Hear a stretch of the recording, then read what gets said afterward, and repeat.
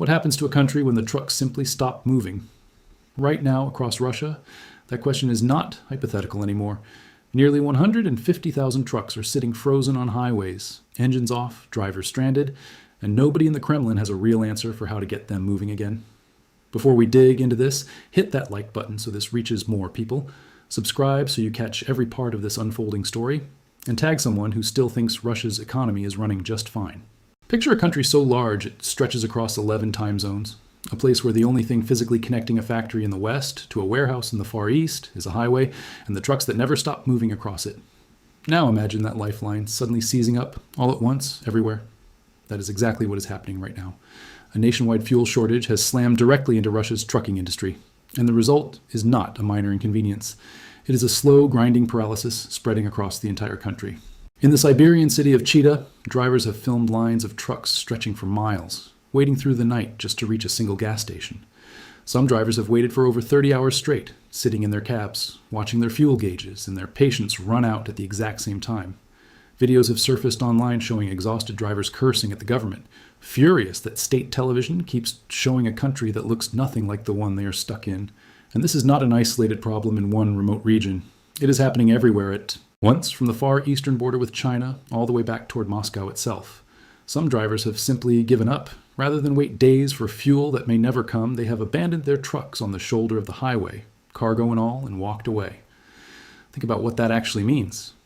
Somewhere inside those abandoned trailers sits the raw material a factory desperately needs, or the weekly stock a supermarket was counting on. All of it just sitting there, going nowhere, because there was no fuel left to move it another kilometer. The damage does not stop with trucking companies either. It is reaching straight into the fields. Farmers in the middle of harvest season have posted videos showing empty fuel tanks on their combine harvesters, describing a real fear that they may be forced to bring in crops by hand, the way people did generations ago, long before modern machinery existed. This is the part that should worry anyone paying attention. When trucks stop moving, the damage does not appear instantly. It creeps. First, crops begin rotting in the fields because there is no way to transport them. Then shelves in stores start looking thinner. Then prices start climbing, sometimes shockingly fast. The price of something as simple and ordinary as coffee has already doubled within just a few months. But the part of this crisis that has not fully hit yet, the part economists are quietly bracing for, might be the most dangerous piece of all. According to estimates from Russian economists, more than a third of the country's trucking companies are currently teetering on the edge of bankruptcy. To understand how serious that actually is, you need to understand the scale we are talking about. Nearly 500,000 registered trucking companies and independent drivers move freight across Russia every single day. If even a third of that number collapses, we are not talking about a few struggling businesses. We are talking about hundreds of thousands of companies standing right at the edge of financial ruin, all at the same time. And here is the part that makes this even more alarming. This industry was already in trouble long before the fuel crisis even began. Business reporting inside Russia shows that roughly 7,000 logistics companies had already entered bankruptcy proceedings before the crisis hit, and that number alone was the highest seen in over a decade and a half. In other words, cracks were already spreading through the foundation before this latest shock arrived to finish the job. Some analysts now believe more than 7% of all trucking companies in the country could disappear entirely within this year alone. And this is not some future prediction sitting in a spreadsheet. It is already happening. Smaller operators, the ones with the thinnest financial cushion, are the first to fall. Some have already stopped running long-distance routes entirely, simply because the math no longer works. Even everyday delivery and courier services in smaller cities are starting to break down. Which means this crisis is not staying confined to massive freight companies. It is trickling all the way down to the small package waiting on someone's doorstep. So what actually broke this system? It was not one single cause. It was several pressures colliding at once.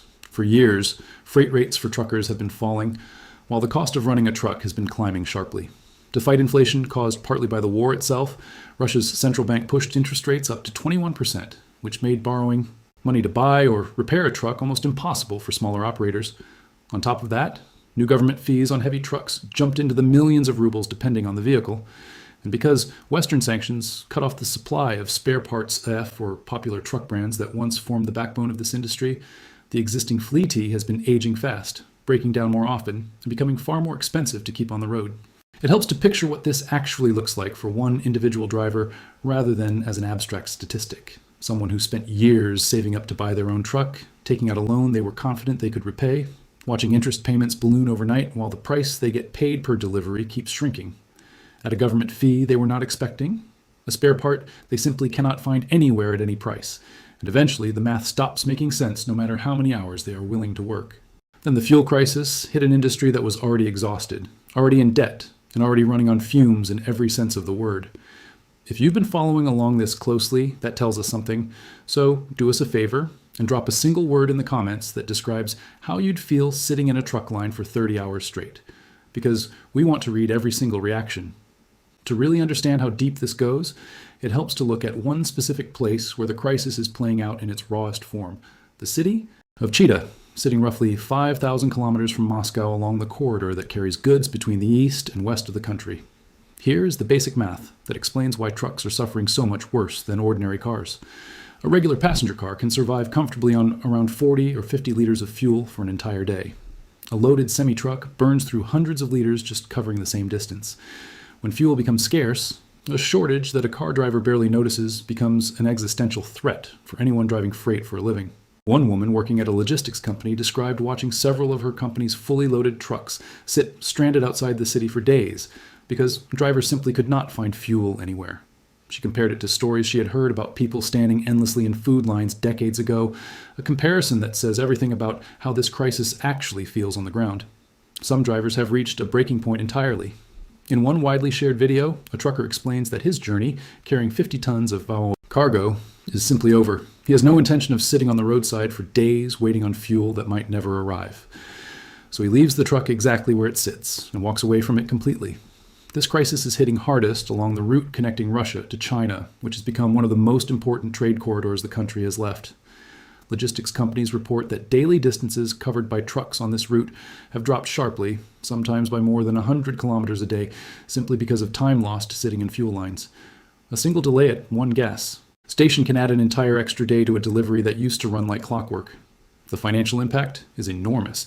The cost of sending a single truck from the Chinese border all the way to Moscow has climbed to nearly $10,000, and industry insiders expect that number to keep rising rather than settle down anytime soon. All of this instability is now creating an even more dangerous pattern.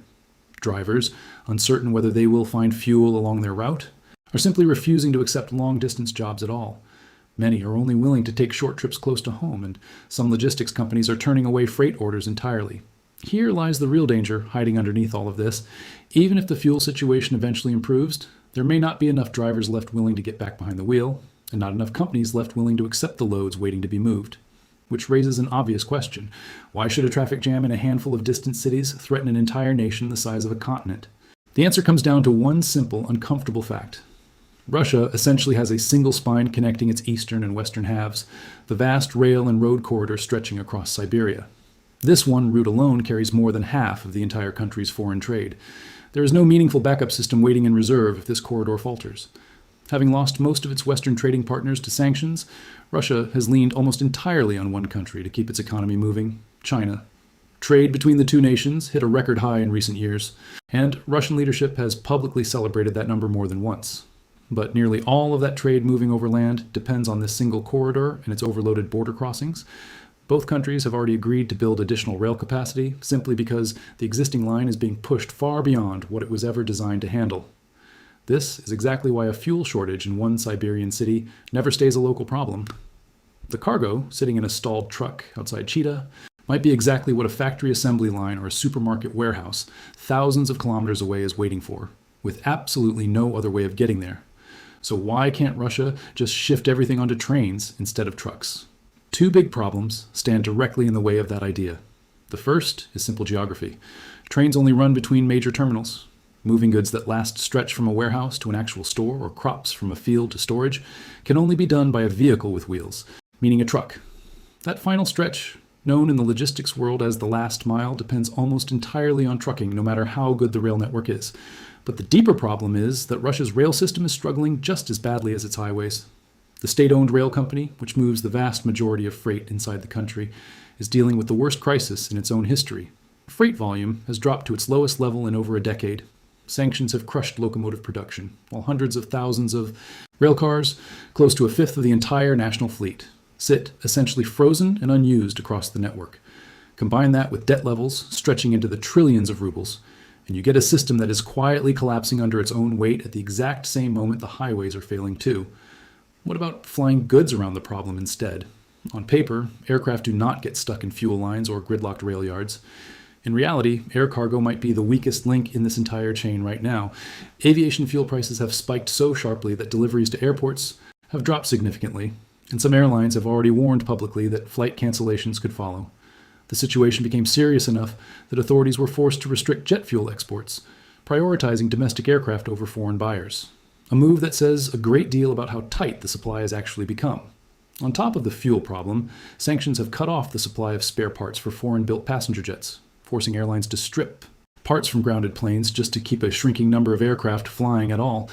Add ongoing drone activity disrupting airport operations, and air transport becomes an unreliable backup rather than any kind of real solution. We're deep into this story now, and honestly, if this is the first time you're hearing how connected all of this really is, do something for us.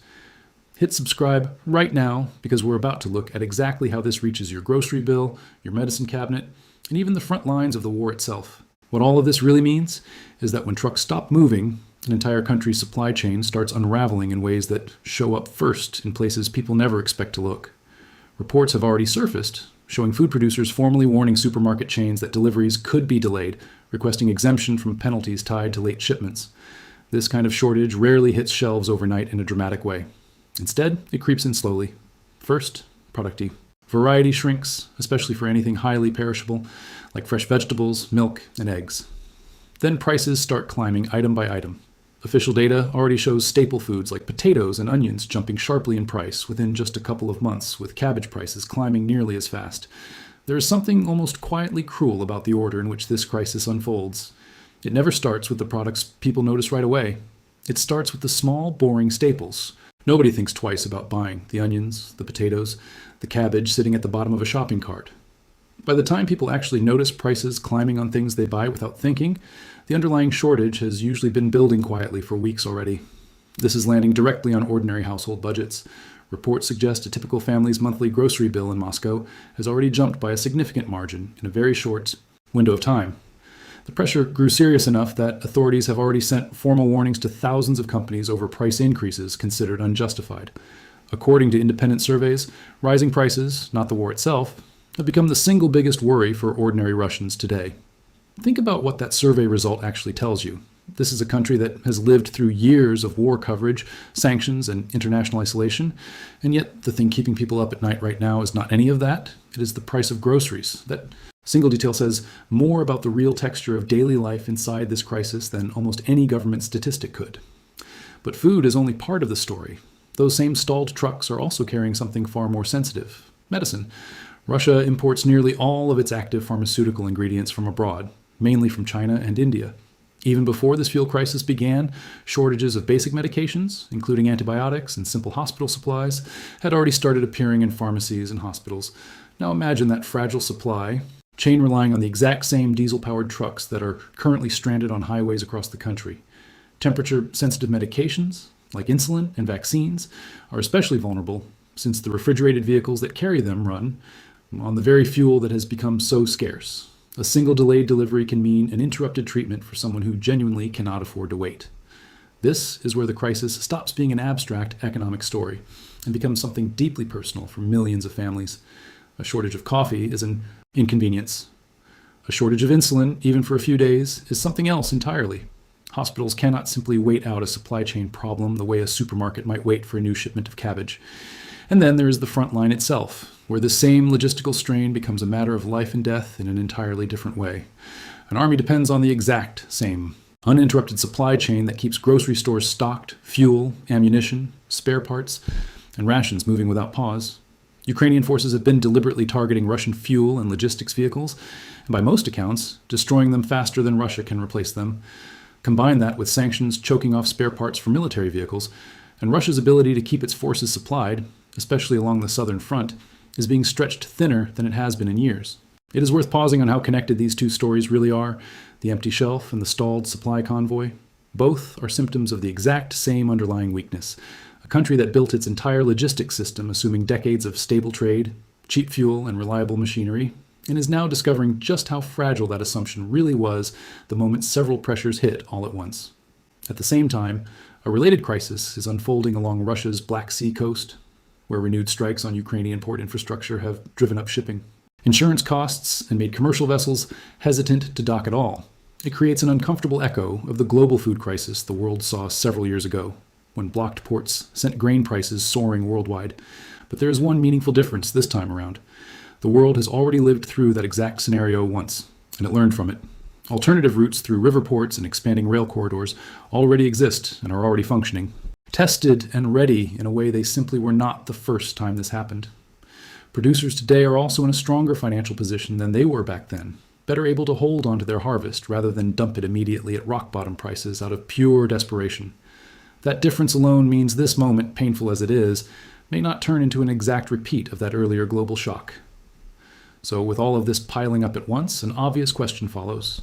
Could this much frustration eventually boil over into something bigger, something that actually threatens the government itself?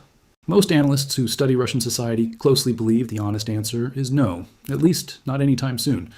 Exhaustion is clearly turning into anger among ordinary people, but anger alone rarely becomes organized rebellion inside a system this tightly controlled, where there is no real outlet for political change, and where the personal risk of speaking out remains extremely high. This is one of the more uncomfortable truths buried inside this entire story. In many countries, a crisis this visible, empty shelves, stranded trucks, farmers threatening to harvest by hand would translate almost immediately into serious political pressure. But pressure only becomes change when there is somewhere for it to go, some channel, some mechanism, some genuine possibility that speaking out leads anywhere other than personal risk. Without that outlet, frustration tends to turn inward rather than outward, becoming something people quietly endure rather than something they organize around. Instead of taking frustration to the streets, many people are quietly adapting. Citizens have started building shared online maps showing which gas stations still have fuel, helping each other route around the worst of the shortages, rather than confronting the system that created them. Authorities have even begun openly encouraging this kind of quiet adjustment, essentially asking the public to simply get used to the new normal. The government also still has real tools left to manage this crisis, even if none of them are permanent fixes. Fuel exports have already been restricted to protect domestic supply, and emergency imports from neighboring countries have been arranged to plug some of the gap. Temporary allowances for lower-grade fuel have also been introduced, buying time rather than solving the underlying problem. There is also a colder, more structural force at work here. This crisis is not simply destroying the trucking industry outright. In a strange way, it is reshaping it, pushing the weakest, most financially fragile operators out of business, while larger companies with stronger capital reserves manage to survive and even grow their share of what remains.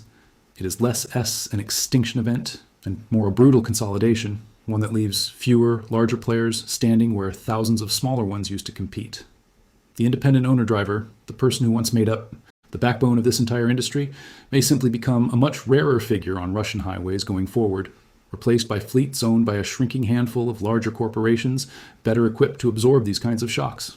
And then there's something harder to measure in any spreadsheet, the simple endurance built into a society that has weathered genuinely difficult periods before. Public figures close to the government have already invoked memories of far harder times, essentially telling people that previous generations survived worse, and that this moment, however painful, is something to be endured rather than fought.